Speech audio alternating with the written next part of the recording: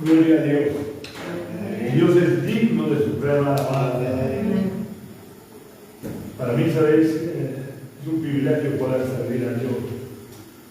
Y creo que todos nosotros deberíamos de tener como un privilegio servir a Dios. No hace falta predicar desde un púlpito para servir a Dios. Cada uno de nosotros en el lugar donde Dios nos ha puesto debemos de ser luces. Y conforme somos luces, estamos siendo siervos de Dios. Estamos dejándonos usar por Dios. Por ese Dios tan grande, tan maravilloso, tan admirable y tan asombroso como vengo compartiendo desde hace unas cuantas semanas. Y hoy quiero seguir con el tema, pero vamos a orar al Señor para que Dios pueda usarse de mí y pueda transmitir la palabra que Él quiere que recibamos en esta mañana. Señor, yo te doy las gracias un día más por ser el instrumento escogido por ti para traer tu palabra a tu pueblo, Señor. Yo reconozco que no soy digno, Señor, de transmitir tu palabra santa, tu palabra poderosa, tu palabra, Señor, transformadora. Pero gracias a tu gracia, Señor, que me ha escogido, que me ha limpiado, que me ha santificado. Gracias, oh Dios, por haber hecho de mí un canal para bendecir, un canal de bendición, Señor. Y yo te pido que un día más tú puedas usarte de mí, de todas mis facultades, de todo lo que soy, Señor, para traer bendición a tu pueblo. Te pido que nos hables no solamente a nosotros, sino a todos aquellos que a través de internet vayan a poder escuchar tu palabra, Señor. Yo te pido, Padre, que a cada uno de nosotros nos des el maná del cielo, ese pan del cielo que pueda alimentar nuestra alma y nuestro espíritu, Señor. Y ayúdanos, Señor, a conocerte cada día un poquito más. En el nombre de Jesús. Amén. Como vimos, la historia de Abraham es la historia de un Dios asombroso. Y en la historia de Abraham no me quiero centrar solamente en un pequeño paréntesis de su vida, pero quizás uno de los más importantes. Y es en la promesa del nacimiento del hijo de Abraham. Dios desde el principio le había dicho que de su descendencia nacería el que sería bendición a todas las naciones. Todas las naciones, le dijo Dios, serían benditas en su descendencia. Se lo dice un hombre de 70 años con una mujer estéril. Pero es que Dios es asombroso. Y todo lo relacionado con el nacimiento de Isaac, desde el anuncio del nacimiento hasta el momento del alumbramiento, podemos seguir viendo cómo Dios se revela como un Dios asombroso, absolutamente asombroso. Todo lo relacionado con el anuncio definitivo, ya sabemos que desde que lo llamó con 70 años, pues ya le dijo que en su descendencia lo quería decir que tendría un hijo. Pero vimos como él tuvo un hijo fuera de la voluntad de Dios, fuera de lo establecido por Dios, y en ese hijo no podía ser bendita las naciones de la tierra. La bendición tenía que venir por el cumplimiento de la promesa de Dios, por el pacto que Dios había hecho. Así que vamos a ver el anuncio definitivo del cumplimiento de esa promesa. Todo el capítulo 17 habla de esa conversación que mantiene Dios con Abraham, porque esto es parte de lo asombroso de nuestro Dios, el Dios omnipotente, creador de los cielos y la tierra. A veces se ha humillado, podríamos decir, se ha venido abajo, por así decir, para mantener conversaciones con el ser humano. Y esta es una de las ocasiones, y vamos nosotros a leer solamente 5 versículos de este capítulo, pero en casa podéis leerlo entero, porque es una revelación del Dios asombroso que tenemos. Primero vamos a leer los versículos 1 y 2, los versículos 4 y 5 y el 17 del capítulo 17 de Génesis. Los versículos 1 y 2 dicen: Abraham tenía 99 años de edad cuando se le apareció Jehová y le dijo: yo soy el Dios Todopoderoso, anda delante de mí y sé perfecto. Yo haré un pacto contigo y te multiplicaré en gran manera. Saltamos al versículo 4 que dice: este es mi pacto contigo, serás padre de muchedumbre de gente. No te llamarás más Abraham, sino que tu nombre será Abraham, porque te he puesto por padre de muchedumbre de gentes. Saltamos al versículo 17. Entonces Abraham se postró sobre su rostro y se rió, y dijo en su corazón: ¿a un hombre de 100 años habrá de nacerle un hijo? ¿Y Sara ya de 90 años habrá de concebir? Como vimos el último domingo que estuve hablando de la historia de Abraham, Dios ya se manifestó como un Dios asombroso al elegir a Abraham como el padre o cabeza de la nación de la cual tendría que nacer el Mesías. Porque, como acabo de decir, Abraham en ese momento, cuando Dios lo llama, tiene ya 70 años y además su mujer era estéril. Cosa, la verdad, que no muy recomendable desde el punto de vista humano para ser la madre o la cabeza de una nación. Pero como Dios es un Dios asombroso, Él hace esta elección para que quedara claro, para que quedara constancia indubitable de que Él es un Dios asombroso para el que nada es imposible.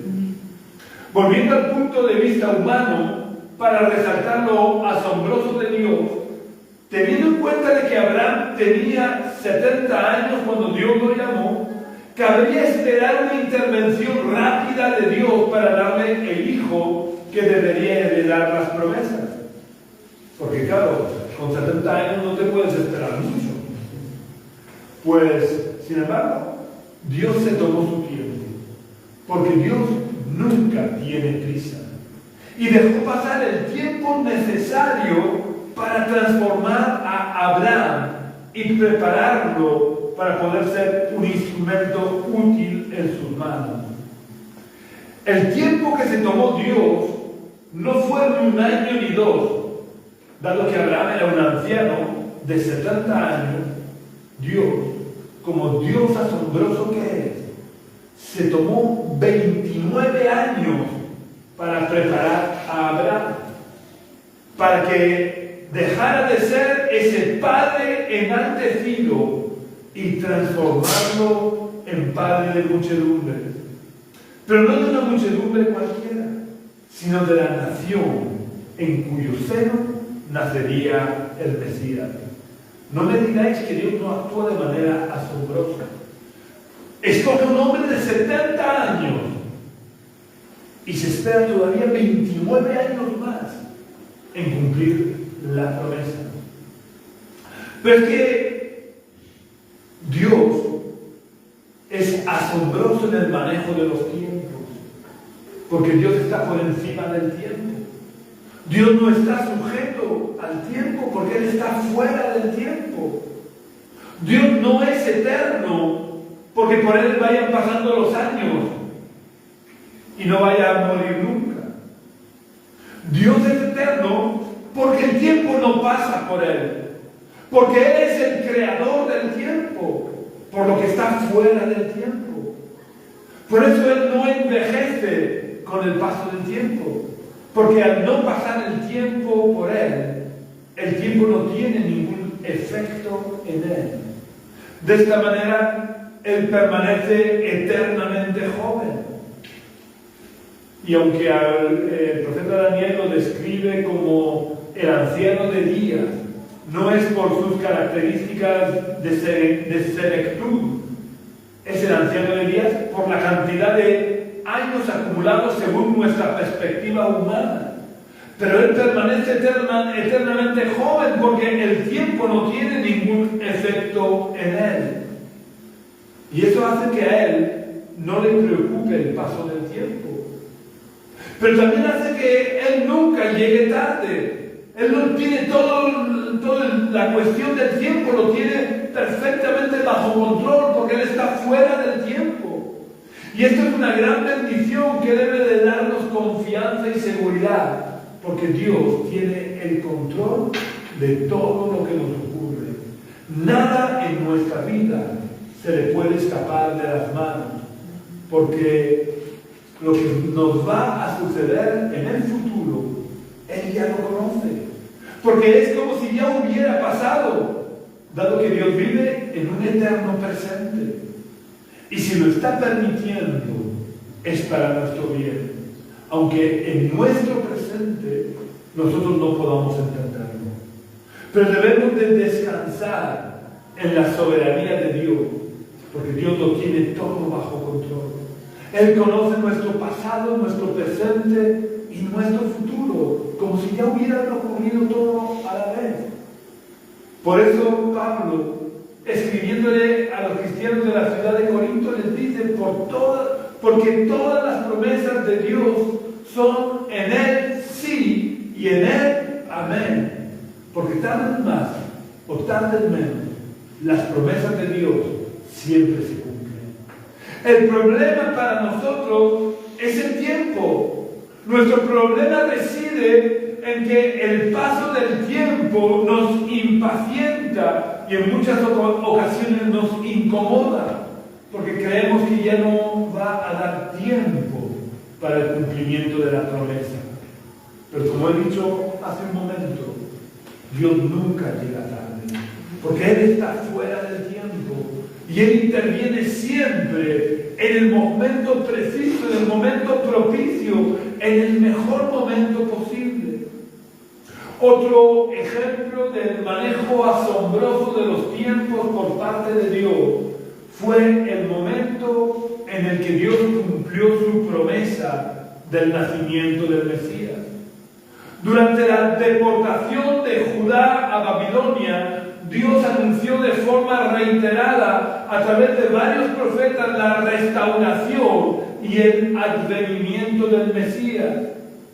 Después de 70 años comienza la restauración de Israel, pero del advenimiento del Mesías no hay rastro. Pero en ese tiempo en el que se está restaurando Israel, Dios sigue anunciando la venida del Mesías. Y sigue anunciando la venida del Mesías hasta el profeta Malaquías. Después del profeta Malaquías, Dios comienza a guardar un sepulcral silencio. No vuelve a haber palabra de Dios en toda la tierra. Y empiezan a pasar los años y el Mesías no viene, y un año y otro año y otro año y el Mesías sin venir, y llegan a pasar 400 años, nada más ni nada menos. Pero es que para Dios, ¿qué son 400 años? Para Dios 400 años no son nada, porque Él está por encima del tiempo.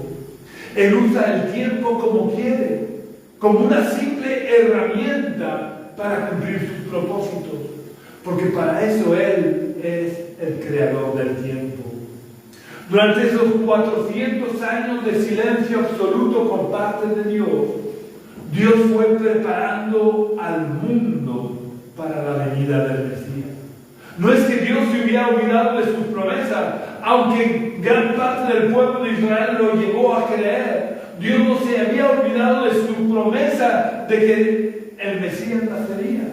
Simplemente durante estos 400 años Dios fue moviendo los hilos del mundo y preparando el escenario propicio para la venida del Mesías.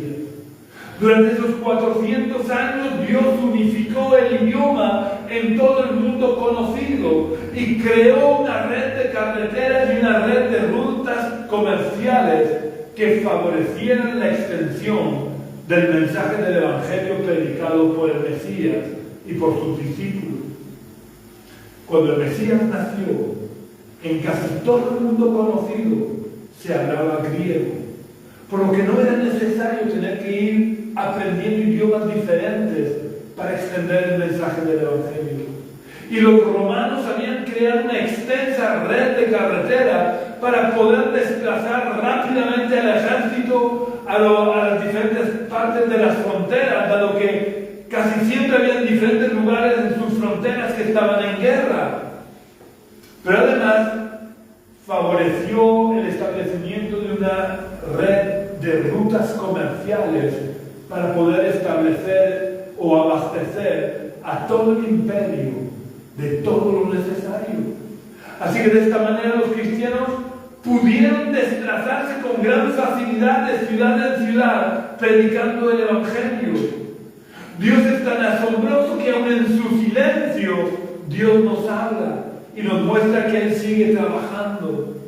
Jesús confirmó estas palabras en Juan capítulo 5, versículo 17, donde dice: Jesús les respondió: mi Padre hasta ahora trabaja y yo trabajo. Aunque Dios guarde silencio, Dios sigue trabajando. Dios no ha parado de trabajar. Dios es tan asombroso que no se cansa nunca de trabajar por el bien de la humanidad, aunque la humanidad le haya dado la espalda. Él sigue trabajando para que la mayor cantidad posible de personas se vuelvan de sus malos caminos, se arrepientan y Él los perdone. Para Dios no importa el tiempo, porque Él está por encima del tiempo. Para Dios, como acabo de decir, el tiempo no es más que una simple herramienta que Él usa de la manera más adecuada para cumplir sus planes en nosotros y a través de nosotros, como hizo con Abraham, que a pesar de tener 70 años, Dios se tomó 29 años más para, como el mejor alfarero que es, coger la vasija vieja, llena de defectos, deshacerla y usar ese barro viejo para modelar la vasija más apropiada para desarrollar su plan de bendición para el mundo. Así que cuando el barro ya estuvo preparado, Dios le volvió a hablar y le dijo que ya era el tiempo apropiado para dejar de llamarse Padre enaltecido y pasar a llamarse Padre de muchedumbres. Y era también el tiempo apropiado para cumplir la promesa de darle un hijo a través del cual seguir desarrollando su plan de salvación para la humanidad. Ahora que Abraham tenía ya 99 años y Sara 70, había llegado el momento que Dios, que es un Dios asombroso, consideró el mejor momento para anunciarle que al año siguiente, por esas fechas, sería padre de un niño al que llamaría Isaac, el cual sería el heredero de todas las promesas que antes le había hecho a él. Al oír la promesa de Dios, Abraham reacciona como lo hubiéramos hecho cualquiera de nosotros. Si nos ponemos en los zapatos de Abraham y con 99 años y nuestras esposas 70, siendo estéril, que Dios te diga: al año que viene vas a ser padre de un hijo, pues reaccionaríamos como reaccionó Abraham, y que viene reflejando en el versículo 17 que leímos antes, y que quiero volver a leer, porque a veces solamente achacamos a que Sara se rió, pero Sara no fue la única que se rió al escuchar a Dios. Dice el versículo 17 que hemos leído antes, y que repito: entonces Abraham se postró sobre su rostro y se rió. Y dijo en su corazón: a un hombre de 100 años, no los tenía todavía, pero seguramente estaba cerca, a un hombre de 100 años, ¿habrá de nacerle un hijo? Y Sara ya de 90 años, ¿habrá de concebir? ¿Cuál fue la actitud de Abraham cuando volvió a escuchar la promesa de Dios? Abraham tuvo una actitud de incredulidad, como la hubiéramos tenido cualquiera de nosotros, ante un anuncio asombrosamente imposible de cumplir, ante tantas circunstancias adversas que la hacían absolutamente inviable. Era inviable que un hombre de casi 100 años tuviera un hijo de una mujer estéril de 90 años, a la que ya había tenido la menopausia que hacía muchísimos años. Un matrimonio en estas condiciones iban a ser padres. Imposible. A ojos humanos, imposible.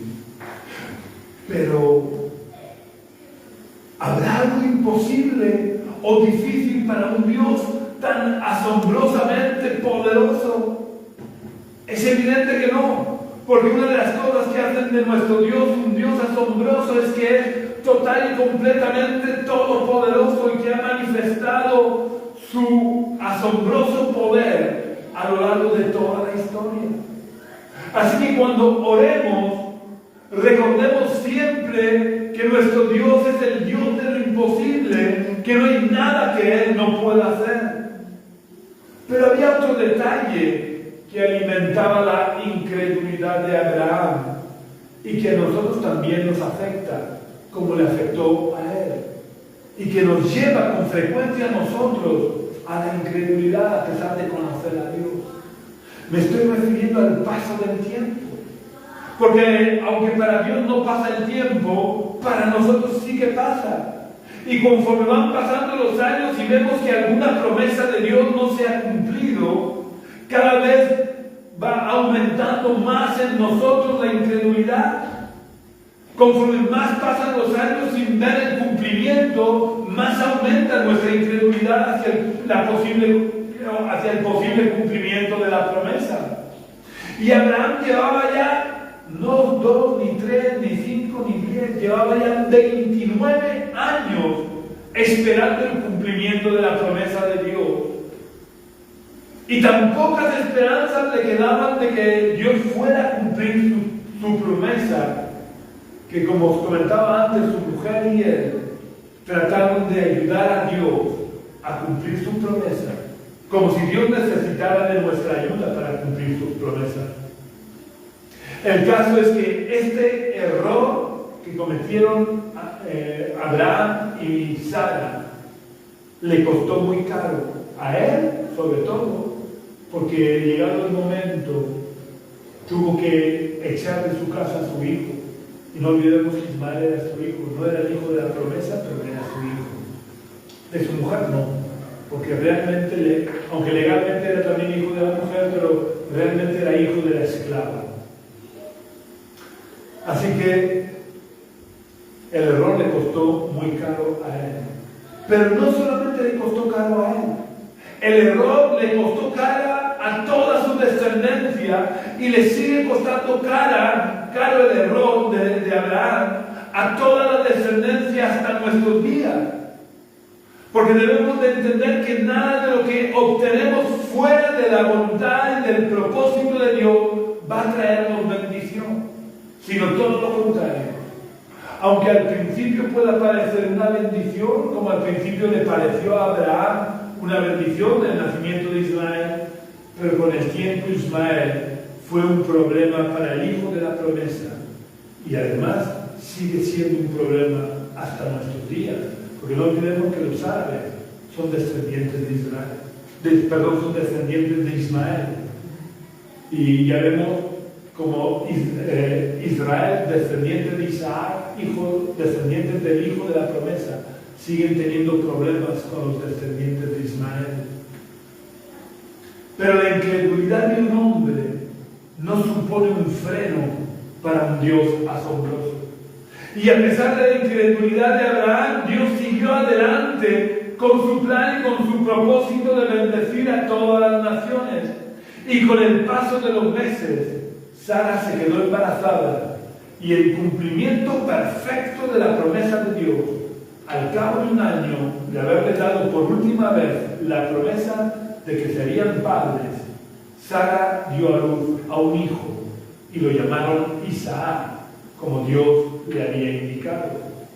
Este suceso en la vida de Abraham y la forma de actuar de Dios ante la incredulidad de Abraham deben de servirnos a nosotros para que tengamos muy claro que Dios sigue siendo fiel, aunque nosotros en determinados momentos de nuestra vida le seamos infieles, y de esa manera no vivamos en temor de perder las promesas de Dios por nuestra infidelidad. No vamos a perder las promesas de Dios porque algunas veces seamos incapaces de creer en un Dios tan asombrosamente poderoso como es Dios, que es capaz de hacer que una mujer estéril, anciana, se quedara embarazada, o que una mujer joven, pero virgen, se quedara embarazada, como fue el caso de la madre de Jesús. Nuestras infidelidades no pueden cambiar la realidad de que Dios es un Dios asombrosamente fiel, que como lo había experimentado el apóstol Pablo a lo largo de todos sus años de ministerio. Y cuando Pablo ya sabe que le queda poco tiempo para ser asesinado por orden del emperador Nerón, en su carta de despedida a su querido hijo en la fe Timoteo, expresa de una manera magistral su experiencia acerca de la fidelidad de Dios, aun cuando nosotros le somos infieles. Vamos a leerlo en 2 de Timoteo capítulo 2 y versículo 13. 2 de Timoteo capítulo 2 y versículo 13, el apóstol Pablo le dice a Timoteo: si somos infieles, no fieles, si somos infieles, Él, Dios, permanece fiel, porque no puede negarse a sí mismo. Este es el secreto de la fidelidad de Dios. La fidelidad forma parte de su propia naturaleza y dejar de ser fiel sería negarse a sí mismo, por lo cual Él no puede dejar de ser fiel, aunque a veces nosotros le seamos infieles. Como le ocurrió a Abraham, a pesar de sus infidelidades a Dios, algunas de ellas graves a ojos humanos, y a pesar de su incredulidad, Dios siguió adelante con sus planes de desarrollar a partir de él su plan de salvación para que en su descendencia fueran benditas todas las naciones de la tierra. Y en el cumplimiento del tiempo de Dios, Sara dio a luz a un hijo que sería el hijo de la promesa, el hijo a través del cual Dios seguiría sus planes para salvar a la humanidad perdida. Os voy a contar un ejemplo mucho más reciente, aunque no tan trascendente evidentemente como el de Abraham, pero que de igual manera pone de manifiesto que la fidelidad de Dios permanece a pesar de nuestras infidelidades, y que Dios obra a pesar de nuestra incredulidad, porque Dios es tan asombrosamente bueno con nosotros que aunque por las circunstancias nos cueste de creer, Él sigue obrando. El ejemplo que os voy a contar, creo que os lo he contado alguna que otra vez, pero lo voy a contar porque le ocurrió a mi padre. Y es muy ilustrativo de cómo Dios responde a las oraciones y obra a pesar de que en muchas ocasiones nosotros hayamos perdido la fe, o simplemente nos resulte imposible, o no seamos capaces de poder creer que Dios es tan asombroso que no hay nada imposible para Dios. Lo que le ocurrió a mi padre es que mi padre era fumador. Desde los 9 años de edad le robaba cigarrillos a su padre y fumaban a escondidas. Había intentado dejar de fumar varias veces a lo largo de su vida, hasta que llegó a la conclusión de que no valía la pena volver a intentarlo, porque era incapaz de dejar de fumar. Era ya tantos años siendo un fumador bastante grande. Entonces llegó un día que tenía que ir a visitar a un pastor suizo, un anciano ya, un pastor. Él hablaba con frecuencia con este pastor porque tenía muchos problemas con mi madre, porque mi madre no se había convertido y eso hacía que saltaran chispas entre ellos, hasta el punto de estar a punto de divorciarse. El caso es que mi padre fue a visitar a este pastor, se dio cuenta que en el paquete le quedaban 2 cigarrillos, así que mandó a mi hermano mayor que fuera a comprar un paquete de tabaco. Pero como se hizo la hora que él había quedado con este pastor, y como tengo 2 cigarrillos, yo en su casa no fumo, así que uno para ir, otro para la vuelta, no necesito esperar a que venga mi hijo por el camino. Y se fue fumando. Llegó a casa del pastor, estuvieron hablando, y cuando ya se despedían, el pastor le dijo, porque claro, el olor los delata al que fuma, delata. El pastor le dice, hermano, ¿usted quiere que yo ore por usted para que deje de fumar? Y mi padre, muy espiritual, le dice, sí, claro, usted ore, hermano, usted ore. Pero bien, mi padre confesaba que mientras el pastor estaba orando por él en su mente estaba diciendo, tú ora, que nada más salir me voy a fumar el cigarrillo. Y dicho y hecho, el pastor acabó de fumar, se despidieron, salió de... Perdón, el pastor dejó de orar, no de fumar. El pastor dejó de orar, acabó la oración, se despidieron, se marcharon, y mi padre lo primero que hizo cuando llegó a la calle es sacarle el cigarrillo, se lo enderezó y se lo fumó. Y mi padre fumaba celtas sin filtro, creo que se llaman, que no tienen boquilla, y fumó hasta quemarse los dedos, y cuando se quemó los dedos, tiró el cigarrillo y dice que le vino un pensamiento, ¿y si este fuera el último cigarrillo? Y nunca más fumó. Nunca más volvió a fumar. Dios lo libró del síndrome de abstinencia, lo libró del deseo, nunca más, sin que él se lo llegara a plantear de verdad, nunca más volvió a fumar. El corazón de mi padre estaba lleno de incredulidad. Sin embargo, el poder asombroso de Dios obró de tal manera que prácticamente sin darse cuenta, de la noche a la mañana, mi padre fue liberado de las cadenas del tabaco, a pesar de su falta de fe, de su absoluta falta de fe. Dios es tan grande, tan maravilloso y tan asombroso que ni la incredulidad de nuestro corazón puede impedir que Él obre. Es verdad que Jesús en muchas ocasiones vinculó la respuesta a nuestras oraciones al hecho de que tuviéramos fe.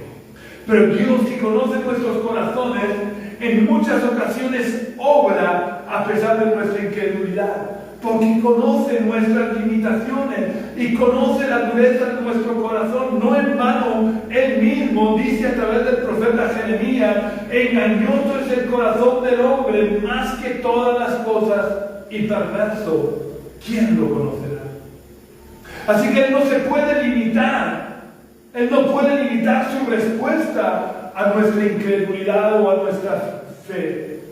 Es verdad, te digo que Él a veces vincula la respuesta a que tengamos fe. Pero es que no siempre, Dios no es un autómata que siempre actúe de la misma manera. Dios es tan asombrosamente bueno que siempre obra a favor nuestro, aun en medio de nuestra incredulidad. Es verdad que la fe es como una llave que abre la puerta a la intervención de Dios. Pero cuando somos sinceros con Dios y nos resulta imposible creer por las circunstancias que sean, como le ocurrió a Abraham, que tenía motivos, humanamente hablando, para no creer. O como el padre del niño endemoniado, no sé si os acordáis, cuando Jesús baja del monte de la transfiguración, el padre de ese niño endemoniado que acudió a Jesús cuando Jesús le dijo si tenía fe, no había nada que impidiera que su hijo fuera sano, y él tiene que reconocer que tiene el corazón lleno de incredulidad. En su reacción primera es, sí creo, pero enseguida es sincero con Dios, y esto es lo que Dios quiere, que seamos sinceros con Él. Enseguida dice, ayuda a mi incredulidad. Abraham, después de 29 años de espera, era incapaz de creer en que Dios le daría un hijo de Sara. Pero a pesar de la incredulidad, Dios hizo el milagro. Y al año siguiente Abraham y Sara fueron padres de Isaac. El padre del niño endemoniado, después de llevar a su hijo a los apóstoles y estos seres incapaces de liberar a su hijo, su corazón se llenó de incredulidad. Y cuando Jesús le dice, si puedes creer, al que cree todo es posible, tuvo que reconocer que era incapaz de creer. Sin embargo, Jesús liberó a su hijo. Marta y María, hermanas de Lázaro, después de ver a su hermano enfermar y después de ver cómo Jesús había hecho oídos sordos a su petición desesperada de que acudiera, cuando su hermano murió, perdieron toda esperanza de que su hermano pudiera vivir. Sin embargo, Jesús resucitó a Lázaro, no necesitó de la fe de Marta o de la fe de María. Evidentemente la fe de Lázaro no intervenía porque estaba muerto, pero Jesús lloró ante la tumba de Lázaro, no por Lázaro, que sabía que lo iba a resucitar. Lloró al ver la incredulidad tan grande, a pesar de conocerlo íntimamente, porque Lázaro, Marta y María, aunque no eran apóstoles, porque Jesús no se deja llevar por sus sentimientos humanos, no eran apóstoles, pero eran amigos íntimos. Cuando Jesús iba a Betania, siempre se alojaba en casa de sus tres amigos, tenía intimidad con ellos. Y ellos habrían visto multitud de milagros, pero a pesar de todo, el corazón se había llenado de incredulidad por las circunstancias. Y a pesar de la incredulidad, Jesús obró el milagro.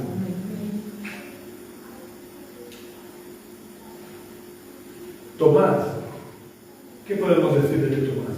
Un apóstol del Señor, que había él llevado el mensaje por aquella zona, que probablemente Dios habría hecho milagros a través de él, como hacía a través de los que Jesús había enviado. Él que había convivido con Jesús durante 3 años. Una vez Jesús muere, pierde toda su fe. Se llena el corazón de una absoluta incredulidad, al punto de cuando le están diciendo varios testigos, más de 12 testigos le están diciendo que han visto a Jesús resucitado. La incredulidad de su corazón era tan grande que es capaz de decir, si no meto mis dedos en sus llagas y mi mano en su costado, no creeré. Sin embargo, a pesar de su incredulidad, Jesús no lo desechó, sino que lo trató con amor y lo llevó de nuevo a la fe, para que no tuviera más incredulidad. No importa si por las circunstancias eres incapaz de creer, Dios, que es asombroso, te sigue amando, y si tú acudes a Él con un corazón sincero como el padre del niño endemoniado que le respondió a Jesús, creo, ayuda a mi incredulidad. Dios escuchará tu oración y te ayudará, y con su asombrosa dulzura te guiará por el camino estrecho y te sostendrá para que tu pie no tropiece, de tal manera que dejes tu incredulidad y puedas creer en ese Dios tan asombrosamente grande y poderoso que te ama y te amará hasta el final. Si quieres tener un encuentro con ese Dios tan grande y asombroso, solo tienes que recibir a Jesús en tu corazón. Por lo que quiero invitarte a que cierres por unos momentos tus ojos y repitas la oración que voy a hacer, invitando a Jesús a entrar en tu corazón. Vamos a orar. Señor, yo quiero pedirte en primer lugar que perdones mi incredulidad. Yo reconozco que mi corazón está lleno de incredulidad. Te pido perdón por esa incredulidad y te pido que tú me ayudes en esa incredulidad. Que tú me ayudes a llevarme a la fe, Señor. Llena mi corazón de fe. Yo te abro las puertas de mi corazón para que entres en mi corazón. Yo quiero ser transformado por ese poder asombroso de tu amor. Yo quiero rendir mi corazón a ti y dejar que tú reines. Te pido que tú me ayudes a caminar en pos de ti. Que toques mis oídos para que yo pueda oír tu voz. Que toques mis ojos para que yo pueda hablarte y que pueda seguirte, Señor. Reina tú en mi corazón, desde hoy y para siempre, en el nombre de Jesús. Amén. Si has hecho la oración, como os digo con frecuencia o casi todos los domingos, no dejes de buscar una iglesia donde se predique de verdad el Evangelio y no tradiciones humanas, y te unas a ellos. Porque todos somos miembros del cuerpo de Cristo, todos los que hemos nacido de nuevo, todos los que hemos aceptado a Jesús en nuestro corazón, somos parte del cuerpo llamado iglesia y somos miembros los unos de los otros. Y no podemos vivir como llaneros solitarios. Necesitamos la comunión con el cuerpo. Pero si no has hecho hoy la oración, te pido que reflexiones y que aceptes a Jesús en tu corazón. Arrepiéntete de tus pecados y pídele a Jesús que entre en tu corazón. Tal vez mañana sea demasiado tarde. Y también quiero pedirte, muy importante, es que compartas este culto en las redes sociales para que el Evangelio de este Dios asombroso pueda ir extendiéndose lo más posible. Un abrazo muy fuerte para todos vosotros. Ya sabéis que si queréis contactar con nosotros, podéis venir a la calle Río Júcar, número 19, bajo, del barrio de los Dolores de Cartagena, los domingos a las 11 de la mañana. Aunque como os vengo diciendo todo este mes de febrero, por diversos motivos, solo estamos teniendo culto presencial los domingos alternos. Y pido disculpas por las molestias que eso pueda estar ocasionando. Así que el domingo próximo no tenemos reunión presencial, sino que nos uniremos por Facebook a la iglesia del puerto de Sagunto.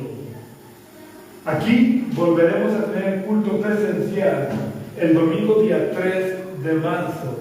Si quieres visitarnos, serás muy bienvenido, siempre y cuando no seas miembro de otra iglesia, porque tenemos la responsabilidad, en primer lugar, de ir a los cultos de nuestra iglesia. Pero si no afecta a los cultos de tu iglesia y quieres venir a visitarnos, serás muy bienvenido. También puedes contactar conmigo a través del teléfono que figura en esta página de Facebook de la Iglesia Génesis, preferiblemente por las tardes. También puedes visitar nuestra web, que es iglesiagenesis.gintofree.com. Iglesia Génesis se escribe tal cual, .gintofree, deletreado JINDOFREE.com. Un abrazo muy fuerte, que tengas una semana muy bendecida en el nombre del Señor. Amén.